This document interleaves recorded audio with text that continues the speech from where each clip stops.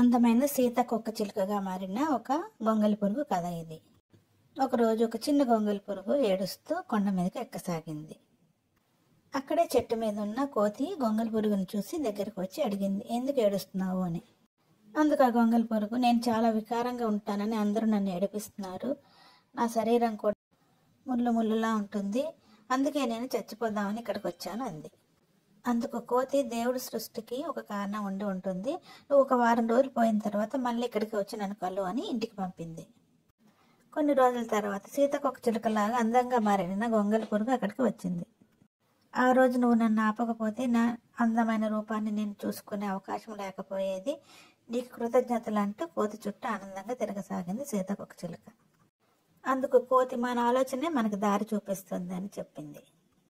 తర్వాత ఆనందంగా కోతికి వీడ్కోలు చెప్పి అక్కడి నుంచి వెళ్ళిపోయింది సీతాకోకచిలుక ఆనందంగా.